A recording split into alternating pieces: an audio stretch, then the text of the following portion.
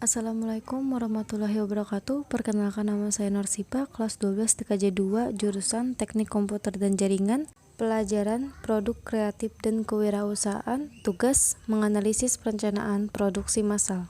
Produksi massal. Produksi adalah suatu kegiatan untuk menciptakan, menghasilkan barang jasa di mana barang jasa tersebut dapat memiliki nilai guna untuk memenuhi kebutuhan oleh orang atau badan produsen.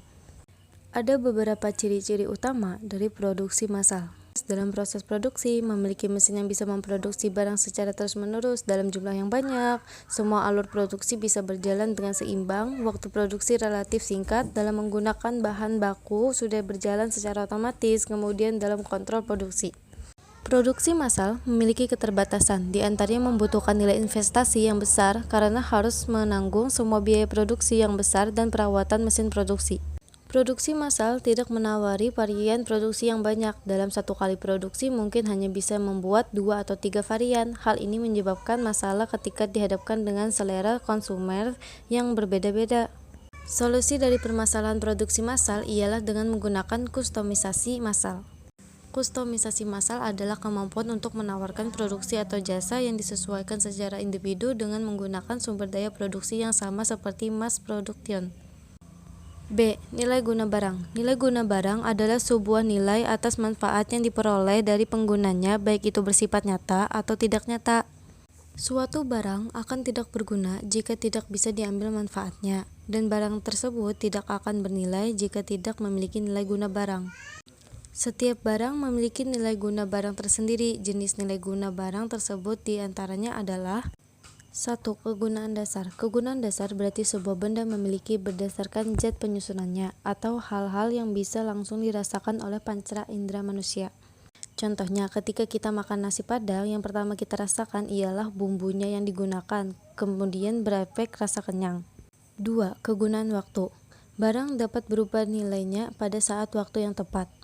Contoh, pada musim hujan, semua orang tidak ingin kehujanan, sehingga banyak orang yang membutuhkan payung. Karena kebutuhan payung meningkat, maka harga payung juga akan meningkat. 3. Kegunaan tempat. Suatu barang memiliki nilai yang berbeda ketika barang dipindahkan dari lokasi awal ke lokasi baru atau lokasi yang membutuhkan barang tersebut. Contoh, kayu di hutan akan memiliki nilai yang tinggi ketika dipindahkan ke toko bahan bangunan atau lokasi bangunan. 4. Kegunaan bentuk. Kegunaan bentuk berarti bahwa sebuah benda akan memiliki nilai guna ketika berubah bentuknya. Contohnya, koran bekas yang dikumpul dan dijual murah akan tetapi bernilai tambah ketika kita mengubah menjadi sebuah benda kerajinan. 5. Kegunaan pelayanan. Kegunaan pelayanan artinya sebuah benda akan bertambah nilainya jika ada jasa pelayanan terhadap barang tersebut. Contohnya adalah radio dan televisi akan bertambah nilainya jika ada siaran. 6. Kegunaan milik. Suatu barang akan berubah nilai ketika pemiliknya berganti.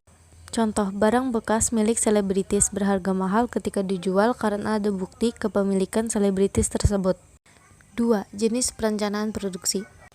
Perencanaan produksi merupakan perencanaan tentang jenis produk dan jumlahnya yang akan diproduksi oleh sebuah perusahaan dalam satu periode yang akan datang. Dalam penyusunan produksi, hal yang perlu dipertimbangkan adalah adanya optimasi produksi sehingga akan dapat dicapaikan tingkat biaya paling rendah untuk pelaksanaan produksi tersebut. Perencanaan produksi juga dapat didefinisikan sebagai proses untuk memproduksi barang-barang pada suatu periode. Dijadwalkan melalui pengorganisasian sumber daya seperti tingkat tenaga kerja, bahan baku, mesin, dan peralatan lainnya. 3. Fungsi dan tujuan perencanaan. Fungsi dan tujuan perencanaan produksi adalah merencanakan dan mengendalikan aliran material ke dalam, di dalam, dan keluar pabrik, sehingga posisi keuntungan optimal yang merupakan tujuan perusahaan dapat dicapaikan. 4. Kelebihan dan kekurangan produksi massal. Kelebihan, akurasi dan otomasi yang tinggi, kurang biaya tenaga kerja, kenaikan tingkat produksi, sedikitnya pengeluaran per unit, biaya tenaga kerja rendah, biaya pemindahan bahan di pabrik rendah karena jaraknya lebih pendek. Kekurangan, sumber daya yang terbuang, tidak ada jaminan, lebih banyak biaya untuk tambahan, kurang beragam, terdapat kesulitan dalam produk. Proses produksi yang mudah terhenti yang menyebabkan kemacetan seluruh proses produksi, terdapat kesulitan menghadapi perubahan tingkat permintaan. B. Tahap perencanaan produksi massal. Perencanaan produk adalah proses menciptakan ide produk yang menindaklanjutkan sampai produk diperkenalkan di pasar. 1. Tahap perencanaan produk. 1. Ide produk. Ide produk disusun berdasarkan kebutuhan konsumen, kemampuan perusahaan dalam riset dan pengembangan, dan koordinasi antar fungsi manajemen yaitu keuangan, pemasaran, dan personelia. 2. Seleksi ide produk. Seleksi ide produk disusun berdasarkan atas evaluasi dari pasar tentang kebutuhan konsumen yang menyerap hasil produk. 3. Desain awal. Desain awal mempertimbangkan beberapa tujuan yaitu manfaat produk, fungsi barang seperti fungsi utama, sekunder, seni barang dengan melihat keseimbangan biaya, kualitas, dan kinerja produk. 4. Perwarupa. Pada tahap ini, perusahaan mengimplementasikan desain awal menjadi sebuah produk awal yang kemudian dilakukan percobaan pada tahap selanjutnya. 5. Pengetesan. Hasil perwarupa dicoba fungsinya dalam memperbaiki keadaan yang mungkin terjadi apakah memenuhi syarat atau tidak.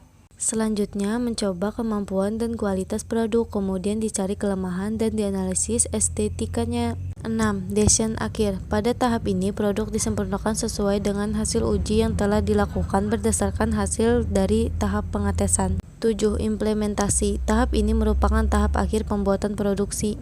Pada tahap ini, perusahaan memulai proses produksi, kemudian dilihat bagaimana reaksi konsumen dan kemantapan. C. Indikator keberhasilan produksi massal. Keberhasilan usaha adalah suatu kenyataan penyesuaian antara rencana dengan proses pelaksanaannya dan hasil yang dicapai. Pernyataan tujuan yang populer adalah menghasilkan laba. Ada 8 hal yang membuat usaha atau bisnis meraih kesuksesan atau keberhasilan, yaitu peluang pasar yang baik, keunggulan persaingan, kualitas barang jasa, inovasi yang berproses, dasar budaya perusahaan, penghargaan pelanggan dan pegawai, manajemen yang berkualitas, dukungan modal yang kuat. Berikut 5 dimensi spesifik yang berhubungan dengan laba. 1. Kualitas produk. 2. Biaya produk. 3. Waktu pengembangan produk. 4. Biaya pengembangan. 5. Kapasitas pengembangan. D. Proses produksi. Proses produksi adalah tahap-tahap yang dilalui dalam memproduksi barang dan jasa.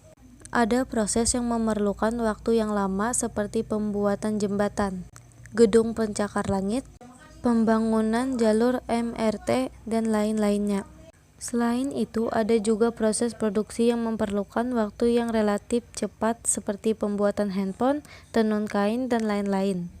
Ada juga proses produksi yang bisa dinikmati secara langsung oleh konsumen seperti pijat, pentas hiburan, dan produksi jasa lainnya. 1. Tahap persiapan produksi dan pendirian usaha. 2. Proses prosedur. 3. Perencanaan prosedur. 4. Pengawasan prosedur.